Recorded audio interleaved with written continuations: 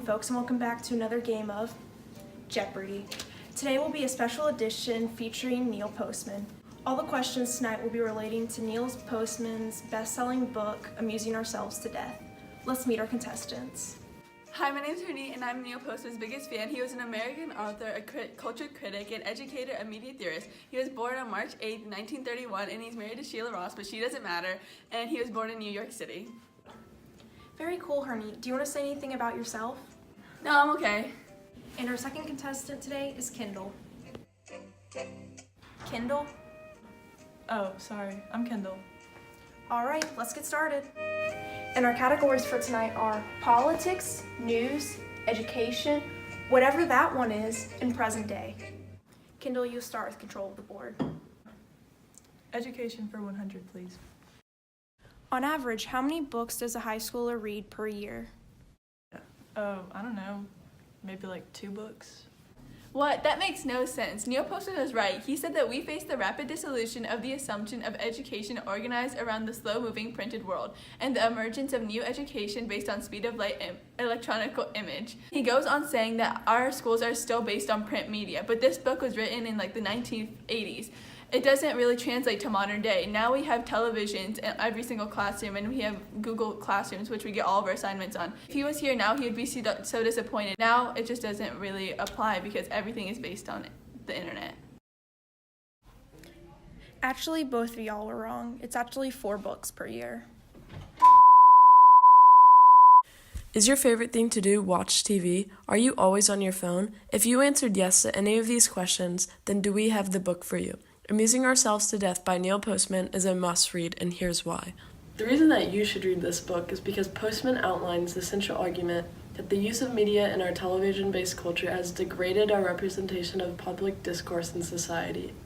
He makes this claim by showing us how television is used in our everyday life, such as in politics, news, and education. Kendall, you still have control of the board. Present day 400.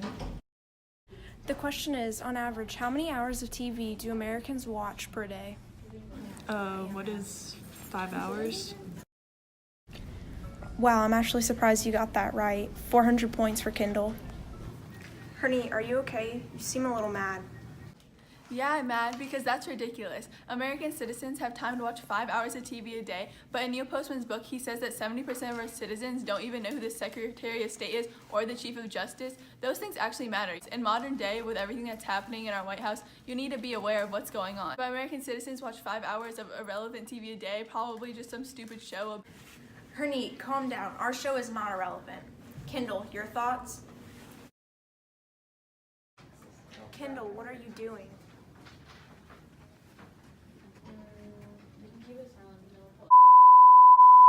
Technology, technology, technology. We are surrounded by it, especially in our schools.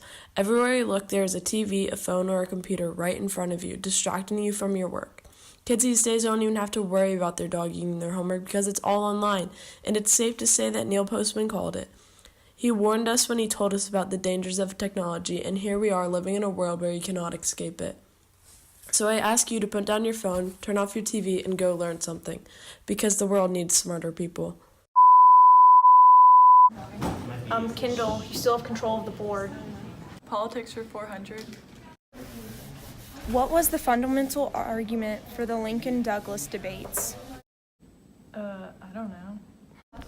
What is the debate for the presidency? In such circumstances, complexity, documentation, and logic can play no role, and indeed, on several occasions, syntax itself was abandoned entirely. It is no matter. The men were less concerned with the giving of their arguments than the giving off of impressions. And that relates so much to modern day because even back then in the Lincoln versus Douglas debate, they were more worried about the impression they were going to leave on people. And no one was really concerned with what they were talking about. Like just for example, the debate that happened 2 years ago for the presidency against Trump and Hillary. No one was really concerned about what they were saying. They were just worried about Ken Bone in their red sweater. Important question. What makes Ken Bone so awesome? Ken Bone, as you may recall, was the undecided voter in the red sweater who asked the energy question at last night's debate. Why do we all find him so charming? Is it the red sweater? Hernie, now you have control over the board. I'll take epistemology for 300, please. What percentage of today's youth believe knowledge is power? Oh, I know the answer to this one. It's about 41%, because in Neil Postman's book, he says that our culture's adjustment to the epistemology of television is by now all but complete, and that we have so thoroughly accepted it as a definition of truth, knowledge, and reality. He goes on explaining epistemology through examples and really long paragraphs. What is 41.6%? Hernie, you still have control over the board. I'll take news for 500. Who is the news anchor for WRAL? Who is David Crabtree? I love WRAL, but television and news has changed so much over the past couple decades. Television news now is a theory of anti-communication featuring a type of discourse that abandons logic, reason, and sequence and rules of contradiction. This part of Neil Postman's book relates a lot into modern day, because nowadays we never know which news is real and which news is fake, because all news outlets are flooded with a bunch of different information. Okay guys, so what was your overall thoughts on the book? My thoughts on the book is that it's kind of true. Our society nowadays is so ingrained in technology, and we use technology for almost everything. And most people in America and other parts of the world are so dependent on their phones, like how to get around and stuff. But in his writing style, he uses lots of rhetorical questions to get us thinking about how we are so used to having this technology that we don't even realize it. And he uses examples in pretty much every single paragraph.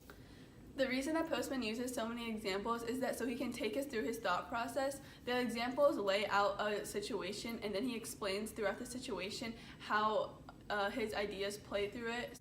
Although what Postman says is true, he does express it in an aggressive and opinionated tone that doesn't leave a lot of room for question of the reader. He shows his aggressiveness through long paragraphs and analogies to help the reader relate to what's going on in society now, but his use of the aggressive tone about television and this television-based culture is not needed. Some of Postman's writing style, like his use of long paragraphs and long sentences, was sometimes hard to follow, which led me as the reader to become bored, and I was not able to follow what he was saying. Wow, that was a interesting game. So now we're going to go on to our next program, Wheel of Fortune. Please make sure you tune in for that too.